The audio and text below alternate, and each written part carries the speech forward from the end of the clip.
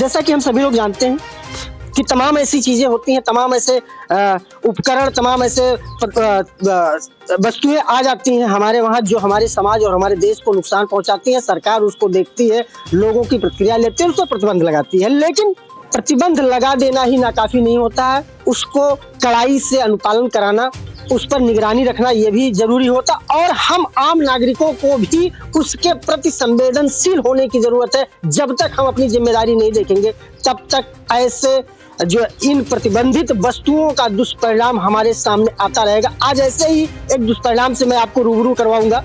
आप जानते हैं पतंग उड़ाना बच्चों का एक शगल है, किसको नहीं पसंद है। हमारे वहाँ तो बाकायदा पर्व के रूप में इसको मनाया जाता है और पर्व के तौर पर पतंग उड़ाते हैं, बूढ़ जवान बच्चे सब उड़ाते हैं। लेकिन उसका भी एक कायदा होता है। उसमें जब कुछ चीजें ऐसी आ गई जो समाज के लिए नुकसानदायक, एक घातक परिणाम आने लगा, जैसे कि चाइनीज मंझा। आपने बहुत देखा होगा, बहुत सुना होगा कि चाइनीज मंझे से अक्सर तमाम गंभीर घटनाएं होती रही। देश के कई कोनों से ये मामला आता रहा, जिसको देखते हुए सरकार ने उस पर प्रतिबंध लगाया। लेकिन प्रतिबंधित होने के बावजूद अगर उसका दुष्परिणाम आ रहा हो तो हमको सोचने की जरूरत है कि आखिर ऐसा क्यों। आखिर ये प्रतिबंध लगाना सिर्फ सरकार की जिम्मेदारी है। सरकार ही सिर्फ निगरानी करे कि हमारा कोई दायित्व नहीं बनता, हम नागरिकों का कोई दायित्व नहीं बनता है कि हम उसके प्रति संवेदनशील हो, उसके प्रति गंभीर हो, जिसका दुष्परिणाम हमको आए दिन देखना पड़ता है। जिस वस्तु की वजह से, जिस मांझे को सरकार ने प्रतिबंधित कर रखा, उस मांझे की वजह से कईयों ने अपनी जान गंवा दी है, कई लोग गंभीर दुर्घटनाओं का शिकार हो चुके। ऐसा ही एक मामला हम इस समय बांसी सिद्धार्थनगर के बांसी कस्बे में है, और बांसी में एक मामला देखने को मिला। हमारे साथ है सरवण जी, आप देख सकते हैं। मैं चाहूंगा थोड़ा सा कैमरा में दिखाएं। इनके गर्दन को देखिए, ये घाव देखिए, ये चाइनीज मंझे की देन है, उस पतंगबाजी की देन है, और उस चाइनीज मंझे की देन है जिसको भारत सरकार ने प्रतिबंधित कर रखा है। आखिर अगर प्रतिबंधित कर रखा है सरकार ने उस मंझे को, तो मंझा बांसी में या आपके जिले में, आपके देश में आया कैसे, बिक कैसे रहा है, बेच कौन रहा है? और अगर बेच भी रहा है, 2 पैसे के लालच में अगर जीवन के साथ खिलवाड़ कर रहा है, समाज के साथ खिलवाड़ कर रहा है, तो हमको ये सोचने की जरूरत है कि हमारे बच्चे उस मंजिल तक पहुंच कैसे रहे हैं। हम क्यों नहीं अपने बच्चों पर प्रतिबंध, हम ये उम्मीद कर लेते हैं कि सरकार पूरे देश पर प्रतिबंध लगा दे और पूरे देश को सही कर दे। लेकिन क्या हमारी जिम्मेदारी नहीं कि अपने घर में प्रतिबंध लगाए और अपने घर की चीजों को देखें और अपने बच्चों को प्रतिबंधित करें और उससे अपने बच्चों को दूर रखें? अब देखिए, आप देख पा रहे हैं कि कितना बुरी तरह इनके घाव है, लेकिन ये कैसे हुआ हम इनसे जानेंगे।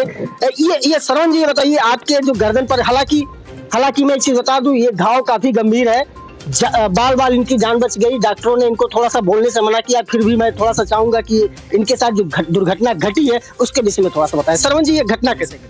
हम बांसी से आ रहे थे नौगढ़ की तरफ, तो जो वो क्या नाम है, फल मंडी है, फल मंडी के पास एक फील्ड है, उसी बच्चे खेल रहे थे, पता नहीं कैसे मंझा हमारे गले में फंसा। हम एक बहुत धीरे धीरे आ ही रहे थे। किस चीज से आप आ रहे थे? बाइक से आ रहे थे अपने। उंगली लगाकर पकड़े, उंगली भी कट गई मेरी। उसके बाद जब गाड़ी रोके तो देखे तो पूरी मेरी मांस लटक रही थी। उसके बाद बच्चों से पूछे तो बच्चे ने किसी ने भी बताया नहीं कि कोई लड़का कौन था। हम पूछते रह गए, किसी ने नहीं बताया।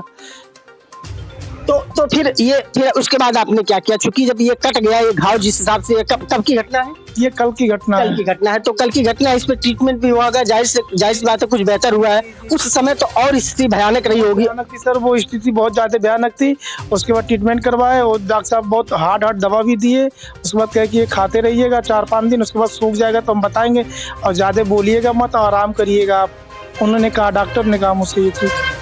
और उसके साथ जो मंझा फंसा हुआ था, उसमें शीशा था टुकड़ा, वो तो निकाले, हाइड्रोजन डाल के वो निकाले हुए हैं डॉक्टर साहब। जी, डॉक्टर साहब ने निकाले हैं। ये भुक्तभोगी, इनके साथ ये दुर्घटना हुई। हालांकि ऊपर वाला इनके साथ रहा और बहुत, यानी इनकी जान जाते बच गई। अगर थोड़ा सा असावधानी इन्होंने बरता होता तो शायद ये और अंदर तक कट गया होता। मैं आपको बता दूं, इनकी जो आर्थिक स्थिति भी है वो भी बहुत अच्छी नहीं, इस लायक नहीं है कि ये सर्जरी करवा सकते। और ऐसे जो प्रतिबंधित चीज है, इसका दुष्परिणाम इस रूप में, ये नायक गलत है। प्रशासन को इस पर रोक लगाना चाहिए। जो चाइनीज में है धागा उस पर रोक लगा। लेकिन प्रशासन तो पहले से, सरकार तो पहले से प्रतिबंध लगा चुकी है। लेकिन बच्चे उड़ाते हैं, कोई देखता है? प्रशासन पुलिस घूमती रहती तो देखती कम से कम। ये लापरवाही प्रशासन की है। तो ऐसे व्यापारी जो 2 पैसे के लालच में किसी के जीवन के साथ खिलवाड़ कर रहे हैं, उनके ऊपर भी तो सरकार का हंटर चलना चाहिए। हाँ, प्रतिबंध लगाना चाहिए इनको। और ऐसे बच्चे जो इस मंजे को उड़ाते हैं, उनके गार्जियन की भी जिम्मेदारी होनी चाहिए। उनको भी दंडित किया जाए।